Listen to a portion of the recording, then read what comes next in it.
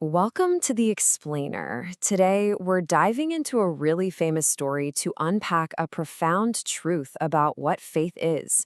And I'm going to go out on a limb here and say it's almost certainly not what you think. So let's just start with this question, because it gets right to the heart of what we're exploring today.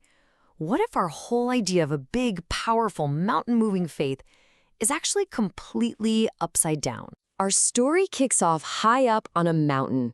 It's a scene of just incredible divine power and revelation, what the Christian tradition calls the Transfiguration. You could call it a peak experience, literally. I mean, just try to picture this. A moment of pure, unfiltered glory. 3 of the disciples see Jesus completely transformed, shining like the sun, and he's standing there with Moses and Elijah. I mean, you've got the law and the prophets right there. Then a voice from heaven itself booms out. It really doesn't get more spectacular than that. But here's where it gets really interesting. It's the first clue that something else is going on here. Even at this absolute pinnacle of divine glory, the conversation, well, it wasn't about power or thrones. It was about the painful journey ahead, about the suffering and death waiting for him in Jerusalem. And right from that peak, the story just immediately comes crashing down. We go from the glory on the mountain straight into the chaos and confusion in the valley below. And that contrast, that whiplash, it's completely the point. Just think about these 2 worlds existing at the exact same time. Up on the mountain, you have divine light, heavenly voices, power, and revelation. But down in the valley, you have human pain, a desperate father, a suffering child, and the total failure of the people who are supposed to help. Yeah, so while 3 of the disciples were having this incredible spiritual high on the mountain, the others were left to face this really desperate situation. And they just couldn't handle it. They tried to heal this boy, and they failed. A public, totally humiliating moment of powerlessness. So when Jesus shows up, his reaction is intense. But what the sources reveal is that this isn't just frustration or anger. It's a deep lament. It's this profound sadness that his closest followers have so completely misunderstood what he's all about. And the original Greek word here is absolutely crucial. The word that gets translated as perverse is distramene. It really means twisted or distorted. So Jesus isn't just calling them evil. He's saying their whole way of thinking, their whole focus is warped. It's pointed in the wrong direction. They were still looking for that mountaintop glory, not for the path of solidarity with people who are in pain. So this big, public failure leads the disciples to ask this quiet, really important question. And it's this question that becomes the pivot point for the entire story and for a whole new way of thinking about faith. You see, they asked this privately, away from the crowds. And it's an honest question. They're genuinely wrestling with their own powerlessness. They thought they had what it takes, but when it really mattered, nothing happened. Why? Jesus' answer seems so simple, right? Because your faith is small.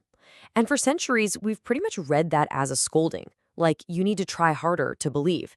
But the insight here is that the real meaning of small faith, oligopistia in Greek, is what we almost always get wrong. Okay, let's really get into the core of this, because this is where our normal ideas about faith get turned completely inside out. This is the mustard seed paradox. So here's the big twist. The problem wasn't the amount of faith the disciples had. It wasn't an issue of quantity, like they needed a bigger battery. The problem was the direction and quality of their faith. It was small because it was distorted, pointed the wrong way, towards glory and personal power, instead of towards solidarity in the path of the cross. And then Jesus says this famous line. At first, it sounds like a total contradiction, but it's actually the key that unlocks the whole thing. To get it, we have to look really closely at what a mustard seed actually is and what it does. So think about it. A mustard seed is tiny, right? It's pretty much insignificant on its own. But when you plant it, when it commits to its purpose in the ground, it grows into this huge plant that provides shelter for others. See, its power isn't in its initial size. It's in its purpose and its commitment. That's the logic of true faith. It's not some massive explosion of personal power, but a small, rightly directed act of trust that can actually change the world. And this is the core takeaway. This is the great inversion. Real mountain-moving faith isn't a superpower to make suffering magically disappear from a safe distance. It is the courage to leave the glory of the mountaintop and go down willingly into the messy, painful valley. So, if faith is all about descending into the valley, what does that actually look like in practice? Well, this leads us to a new definition of what true power is all about: radical solidarity. So, faith, in this view, isn't a tool for your own success. It's the courage to stay with people in their pain. One scholar uses the Korean term donggo, which literally means suffering with.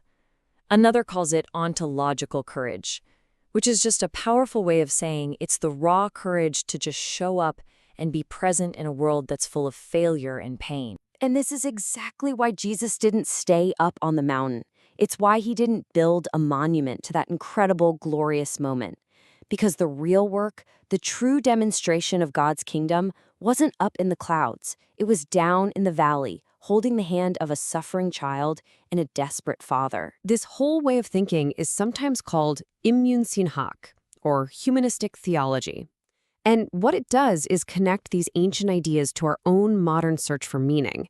It suggests that real purpose isn't found by trying to avoid pain, but by engaging with it head on. So, if real faith isn't found by climbing a mountain to seek glory, but by descending into the valley of solidarity, then the final question this explainer leaves us with is a personal one.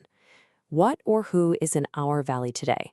Where are we being called to descend?